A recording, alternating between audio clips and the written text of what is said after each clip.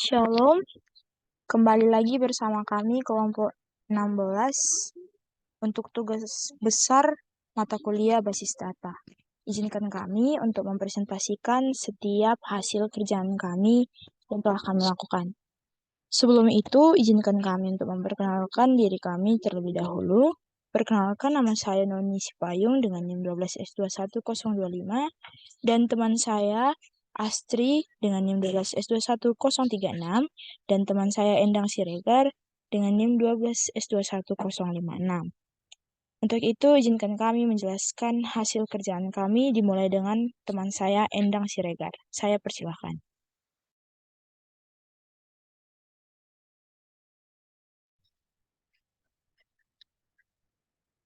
Uh, untuk yang pertama, yaitu mengenai proses bisnis sistem informasi akademik. Sistem informasi akademik merupakan sebuah sistem informasi untuk mengelola informasi dan kegiatan-kegiatan yang dilakukan dalam suatu kampus terkait pada proses akademik yang berada di kampus ITDAL dengan menggunakan teknologi sistem informasi yang disediakan di ITDAL. Sistem informasi yang disediakan terdiri dari e-course, JIS, Jimbra, Delkom, dan sebagainya, yang meliputi data mahasiswa, jurusan mata kuliah, dosen, asisten dosen, dan jadwal kuliah. Aturan akademik harus diatasi pada sistem informasi akademik yang akan dimodelkan adalah sebagai berikut. Yang pertama, seorang mahasiswa wajib mempunyai jurusan atau program studi. Yang kedua, mahasiswa dapat mengambil mata kuliah pada setiap semester. Ketiga, beberapa mata kuliah akan diampu oleh satu dosen. Dan yang keempat, setiap mata kuliah akan dijadwalkan waktu dan ruangannya. Selanjutnya,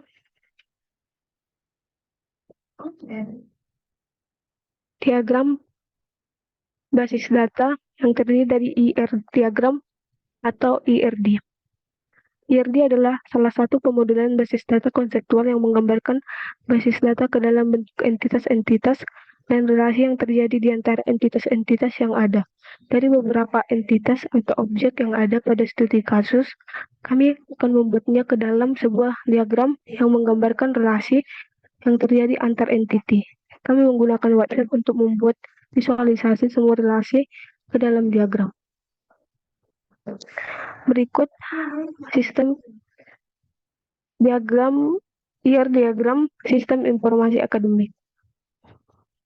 Yang pertama, ada entiti mahasiswa. Mahasiswa memiliki atribut yaitu nama lengkap yang terdiri dari first name dan last name. Kemudian email, nomor telepon, di mana nomor telepon ini adalah atribut yang memiliki lebih dari satu nilai. Kemudian jenis kelamin, kemudian ada ID mahasiswa sebagai primary key. Atribut ini adalah atribut yang bersifat unik dan menjadi kunci pada entitasnya. Kemudian ada alamat yang terdiri dari nama jalan dan kode pos sebagai primary key. Kemudian mahasiswa mempunyai program studi yang memiliki atribut nama jurusan dan ID jurusan sebagai primary key.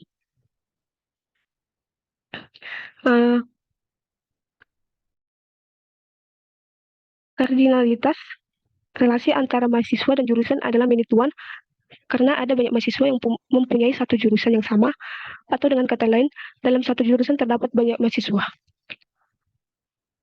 Kemudian, mahasiswa mempunyai asisten dosen, di mana asisten dosen memiliki atribut nama TA dan kode TA sebagai primary key-nya. Dan kardinalitas antara mahasiswa dan asisten dosen adalah many-to-one. Selanjutnya, mahasiswa mengambil mata kuliah, di mana mata kuliah ini memiliki atribut nama mata kuliah, SKS, dan kode mata kuliah sebagai primary key-nya. Kardinalitas relasi antara mahasiswa dan mata kuliah adalah many to many karena mahasiswa boleh mengambil banyak mata kuliah dan mata kuliah boleh diambil oleh banyak mahasiswa. Selanjutnya, mata kuliah diampu oleh dosen. Dosen memiliki atribut jabatan akademik, nama dosen, dan ID dosen sebagai primary key, kemudian nomor telepon dan alamat. Kardinalitas relasi antara mata kuliah dan dosen adalah menentukan karena beberapa mata kuliah boleh diampu oleh satu dosen atau bahasa lainnya seorang dosen mengampu banyak mata kuliah. Selanjutnya, mata kuliah memiliki jadwal.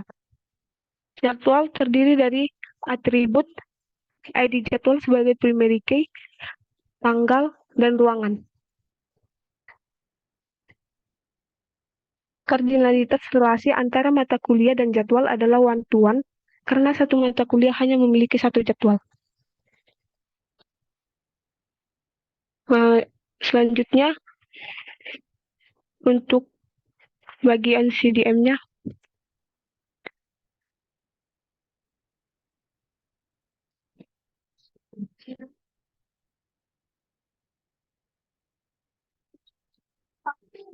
untuk teman Noni boleh di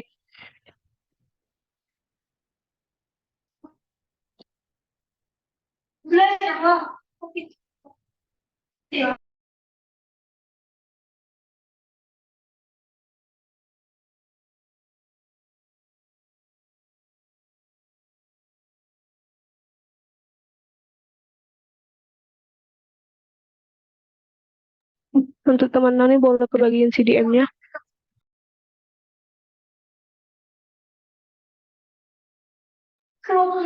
Selanjutnya ada CDM atau Conceptual Data Model. Conceptual Data Model atau CDM adalah model konsep data merupakan konsep yang berkaitan dengan pandangan pemakai terhadap data yang disimpan dalam basis data.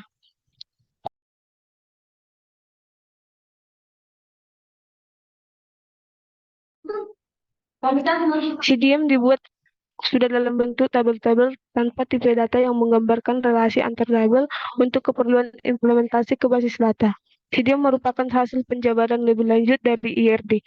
Simbol-simbol CDM terdiri dari entitas atau tabel, di mana di dalam tabel terdapat nama tabel dan ditentukan primary key dan foreign key-nya.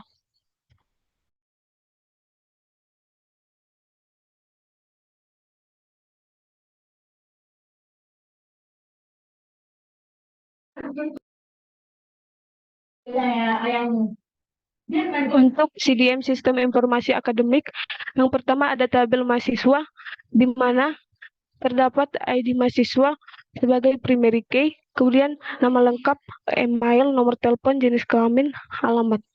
Mahasiswa mempunyai program studi di mana terdapat ID jurusan sebagai primary key dan nama jurusan serta akreditas. Mahasiswa memiliki kardinalitas many to one dengan program studi. Kemudian mahasiswa mempunyai asisten dosen di mana asisten dosen memiliki kode TA sebagai primary key-nya dan nama TA. Kardinalitas mahasiswa dengan asisten dosen adalah many to many. Selanjutnya, mahasiswa mengambil mata kuliah di mana terdapat kode MK sebagai primary key-nya, SKS, dan nama MK. Kardinalitas mata kuliah dengan kardinalitas mahasiswa dengan mata kuliah adalah many to many. Kemudian ada tabel dosen di mana terdapat ID dosen sebagai primary key, kemudian nama dosen, jabatan akademik, nomor telepon, dan alamat. Kardinalitas mahasiswa mata kuliah dengan dosen adalah many to one. Kemudian mata kuliah memiliki jadwal. Di tabel jadwal ini terdapat ID jadwal sebagai primary key, kemudian tanggal dan ruangan. Kardinalitas mahasiswa mata kuliah dengan jadwal adalah one-to-one. Selanjutnya akan dijelaskan oleh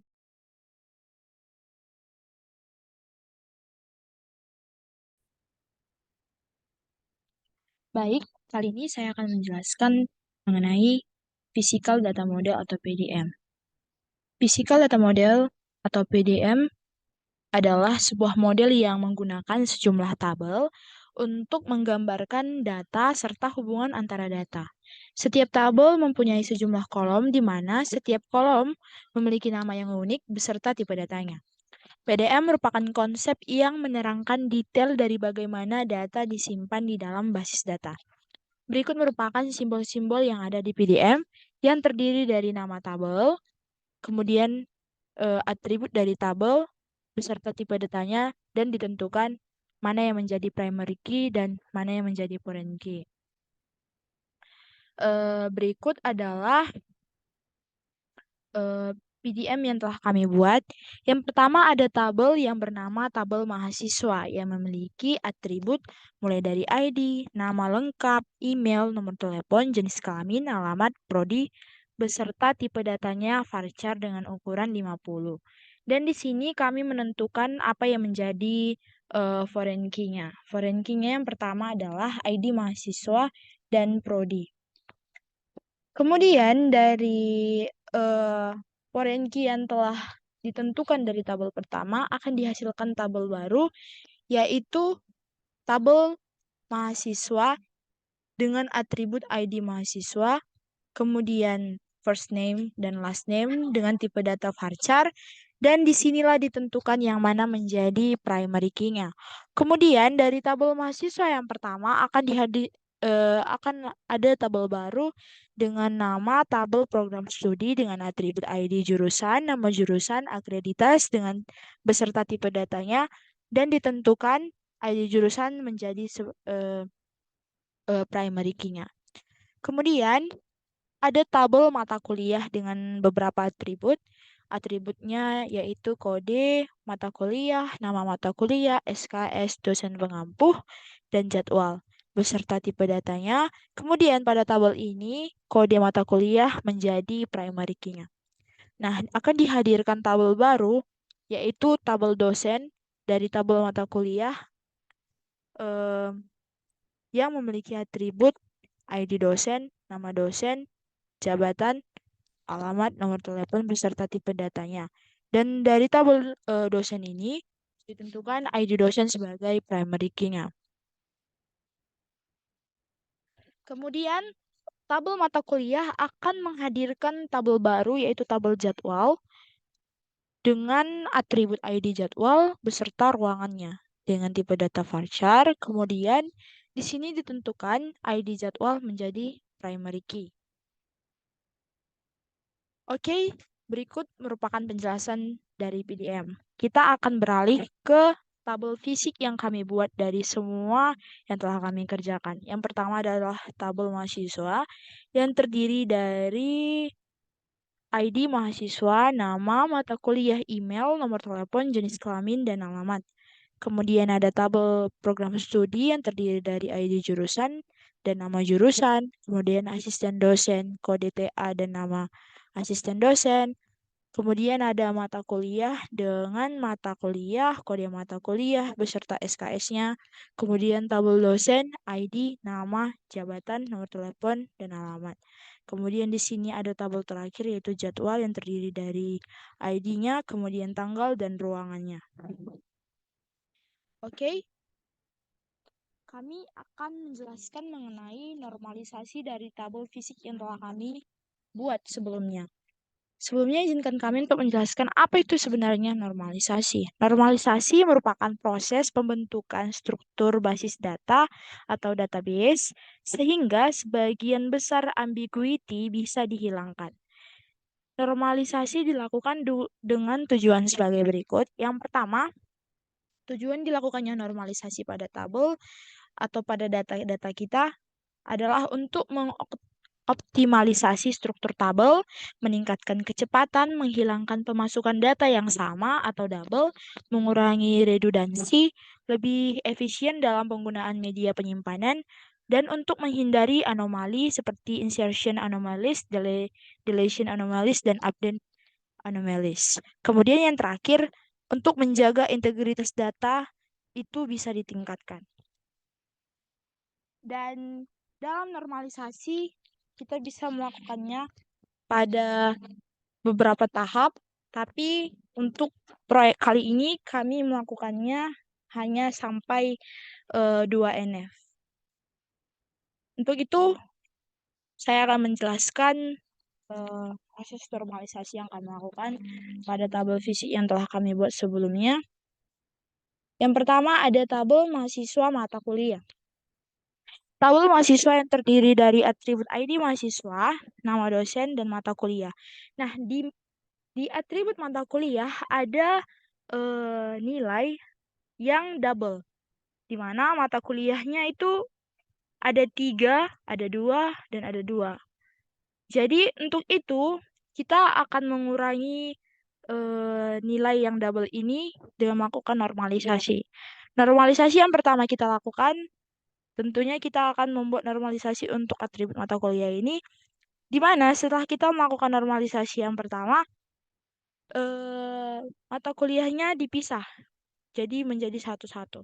Karena pada normalisasi 1 NF, dia itu terpenuhi jika sebuah tabel tidak memiliki atribut yang bernilai banyak atau multi-value atribut. Jadi, karena ada multi-value atribut pada mata kuliah, maka kita pisah menjadi 1 NF dan berikut adalah hasilnya. Lalu di sini masih belum cukup, kita akan melakukan normalisasi yang kedua. Bentuk normalisasi 2 NF terpenuhi dalam sebuah tabel jika memenuhi bentuk 1 NF. Nah, tabel kita sebelumnya sudah memenuhi 1 NF. Dan semua atribut selain primary key secara utuh memiliki functional dependency pada primary key. Nah, untuk itu, jika ada atribut yang ketergantungannya functional dependency hanya bersifat parsial saja atau hanya bergantung pada sebagian dari primary key, maka kita dapat melakukan 2 NF atau normalisasi pada tahap yang kedua. Nah, untuk itu ada tabel mahasiswa yang terdiri dari ID mahasiswa, nama, mata kuliah, kode, beserta SKS-nya.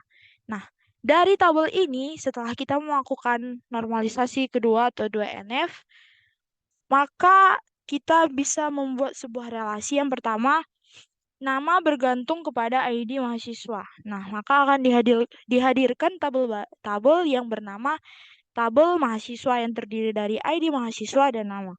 Kemudian, dari tabel yang di atas ini kita bisa lihat kalau mata kuliah itu bergantung kepada mata kuliahnya. Kemudian di sini akan dihadirkan tabel baru, yaitu tabel yang bernama tabel mata kuliah yang terdiri dari mata kuliah beserta kode mata kuliahnya.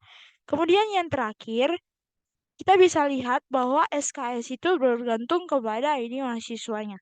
Nah, maka akan dihadirkan tabel SKS dengan atribut ID mahasiswa, kode mata kuliah beserta SKS-nya. Dan berikut juga kami melakukan kepada tabel mahasiswa proses 1 NF dan 2 NF. Sama seperti untuk tabel sebelumnya, kami melakukan pengerjaan yang sama hingga kami lakukan pada tabel akhir, yaitu tabel jadwal. Mungkin sekian tahap normalisasi yang telah kami lakukan. Kami akan mengimplementasikan semua ini ke dalam sebuah query yang telah ditentukan apa yang menjadi syarat-syaratnya. Untuk itu saya persilahkan teman saya Astri menjelaskan.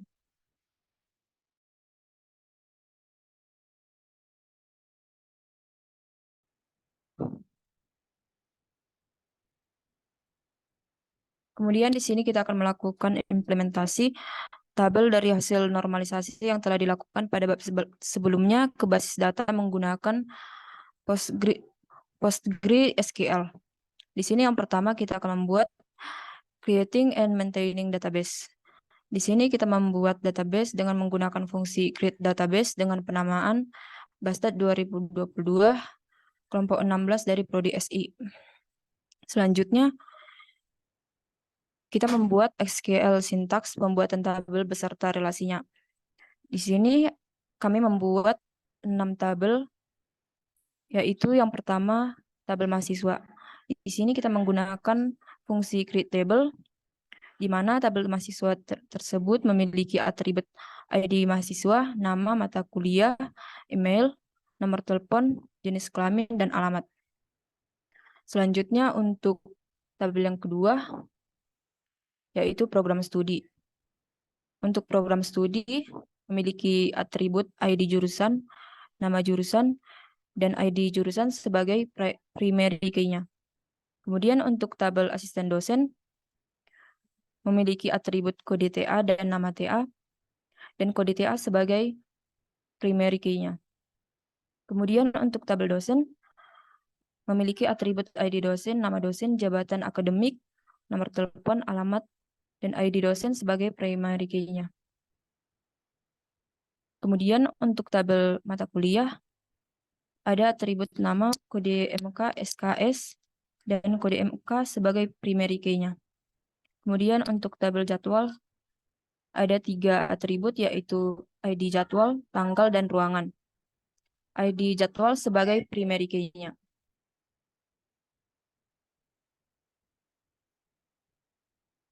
Kemudian untuk basic SQL query, kita akan menggunakan SQL syntax select from untuk menampilkan data dari setiap table. Di sini perintah insert. Di sini sintaks insert dapat menambahkan 1 baris data baru dan dapat juga menambahkan beberapa baris data sekaligus. Sintaks select from berfungsi untuk menampilkan data-data pada tabel-tabel. Kemudian tanda bintang dari query tersebut menandakan bahwa kita akan menampilkan seluruh field yang terdapat pada tabel yang bersangkutan. Kemudian di sini untuk tabel mahasiswa kita menggunakan fungsi insert into, kemudian nama dari tabelnya yaitu mahasiswa, kemudian atribut dari tabel tersebut, kemudian value, isi data dari tabel tersebut. Kemudian kita akan membuat select from tabel mahasiswa, dan hasil outputnya adalah seperti yang di bawah ini. Kemudian untuk tabel program studi, output yang dihasilkan adalah seperti berikut. Kemudian untuk tabel asisten dosen akan menghasilkan output sebagai berikut. Untuk tabel dosen dia akan menghasilkan output sebagai berikut. Dan yang selanjutnya untuk tabel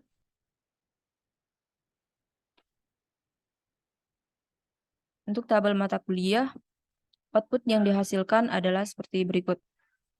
Dan yang terakhir untuk tabel jadwal, output yang dihasilkan adalah seperti berikut. Kemudian membuat basic query, yaitu select, update, set operator, aggregate, function, null value terhadap tabel-tabel tersebut. Yang pertama yaitu select untuk menampilkan data dari satu tabel atau lebih tabel. Di sini kita menggunakan select from yang akan menghasilkan output seperti berikut. Kemudian untuk update yaitu untuk memperbarui atau mengubah nilai suatu record berdasarkan kriteria tertentu. Di sini kita menggunakan fungsi update pada tabel mahasiswa, dan kita membuat set ID mahasiswa yaitu data yang akan kita ganti, di mana kondisinya jika namanya sama dengan Nonisi Payung.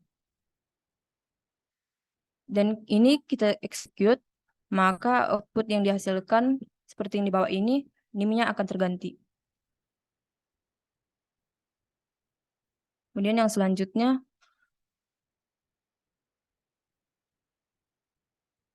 untuk set operator yaitu digunakan pada keadaan di mana di mana harus menampilkan kombinasi hasil dari pernyataan select. Di sini kita akan menampilkan atribut dari mahasiswa berikut dengan menggunakan select from mahasiswa, di mana kondisinya jika namanya berawalan N atau N%. Maka jika kita execute, output yang dikeluarkan adalah seperti berikut, yaitu ada 2 nama yang berawalan N, yaitu Noni Sipayung dan Noni Saragi. Yang selanjutnya,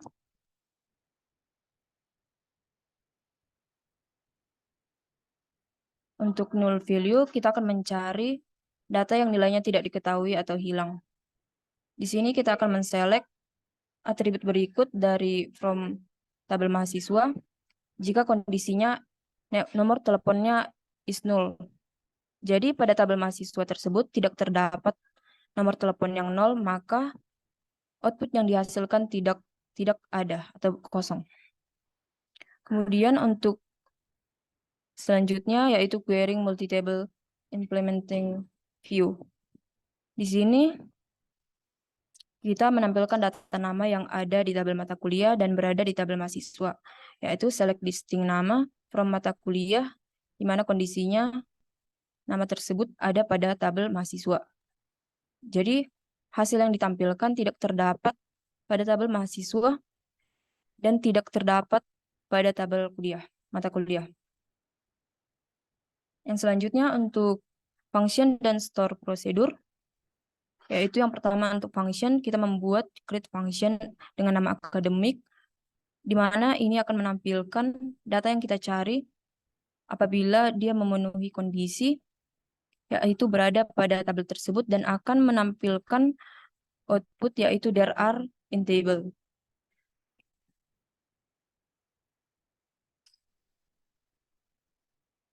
Kemudian di sini kita akan membuat select DBO dan nama dari functionnya. Kemudian kita memasukkan data yang akan dicari yaitu basdat.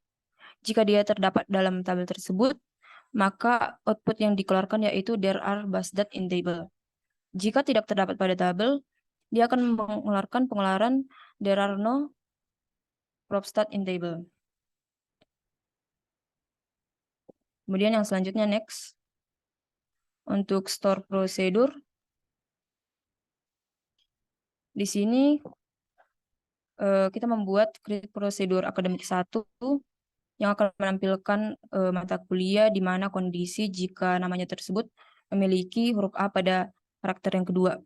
Jika kita mengeksekut program berikut, maka output yang dihasilkan adalah seperti berikut.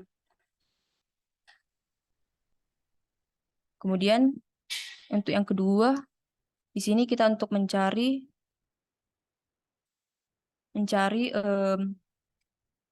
SKS dengan nilai berupa 3, maka hasil yang ditampilkan adalah seperti berikut.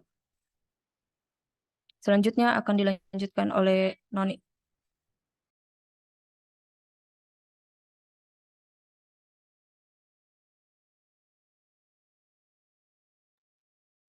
Baik, untuk kesimpulan dan saran. Kesimpulannya, selama 16 minggu kami mengikuti mata kuliah basis data, kami belajar banyak mengenai basic dari basis data, mulai dari mengelompokkan data dan informasi, sehingga kita lebih mudah mengerti untuk mencegah terjadinya duplikat data maupun inkonsistensi data.